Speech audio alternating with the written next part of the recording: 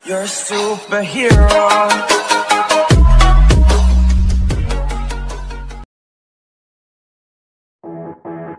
Audio Jungle. Hello guys, welcome back to my channel. Ngasi mayam ga punna ying doiba video se ningsing duna hairba isai dune porengan baningom bamna sakpa isai je ai hana yengre ado mayam punna isai je kamai tawge ha tu ngasi ningsing duna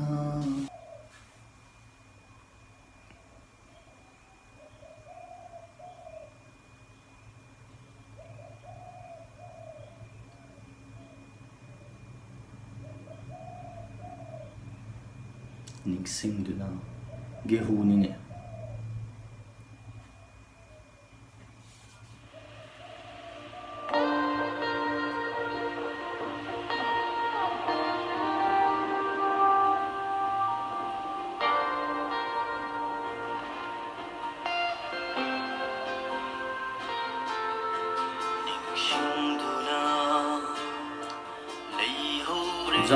Japan ya male maning background dressing style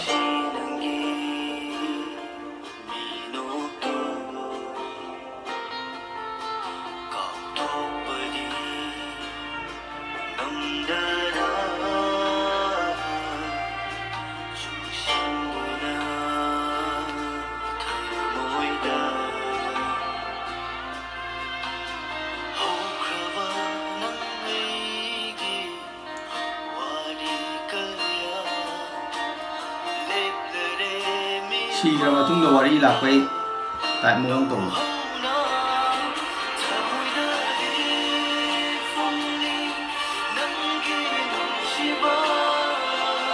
sei ta ba yang mai wada saduna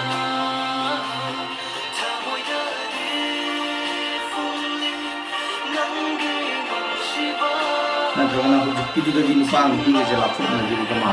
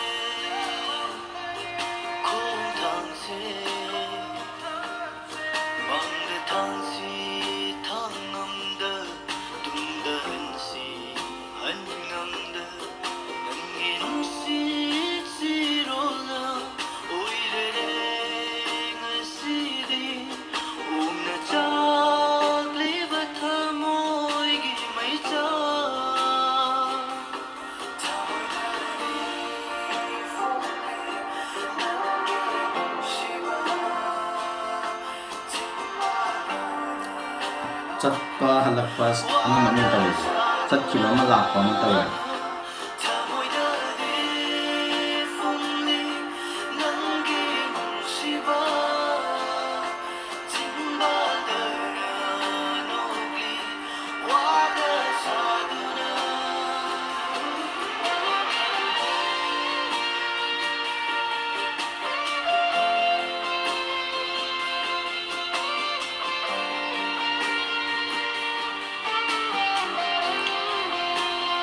nupa sina maran lai tabai type da tawe uda kaina basi na programa wari lai ro kam de si ga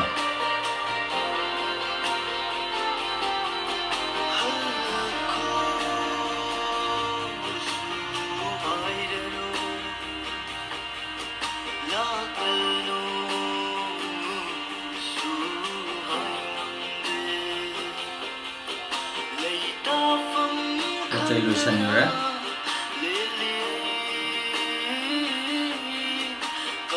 Cithi malah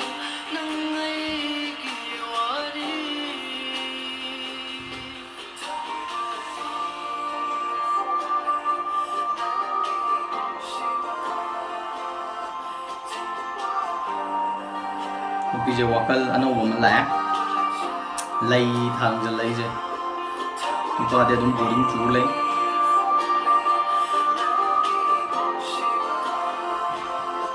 ꯆꯤꯡꯕꯥꯜꯗꯅ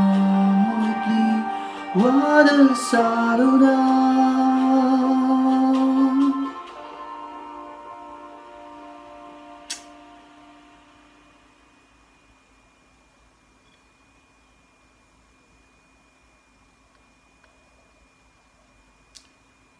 Mrs. Tarakray.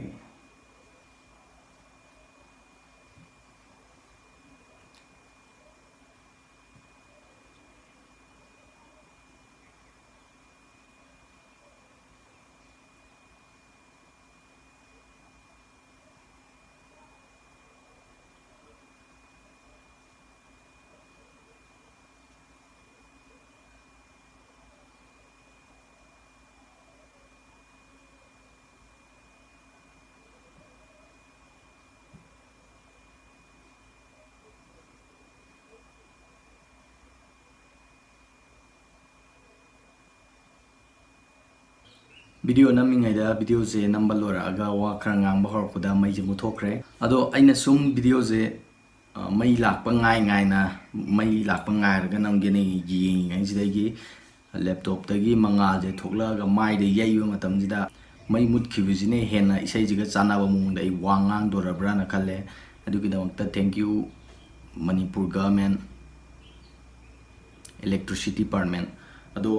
ai video jigi matang da samlapam hajarake aina khanjaba matamda video je hawrpada nupaji gu nupi ji ga mami se khumjallaga thoklakpanina aina khali je moini je sigi sinjida hatokraga hawrpad adugi mathakki wari lirakpane hawgi ba wari lirakpane na khanbane aduga moini je kainare di khangi kainare aduga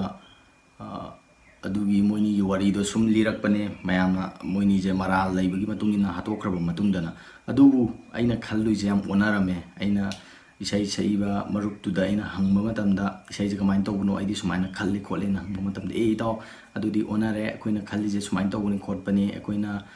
atop mahaw ma pining bagi tawbuni na hai chumju chumme mahaw amdi pi adubu akoi ayeng bamna aidi lemen amana akoina yengba matamda hekta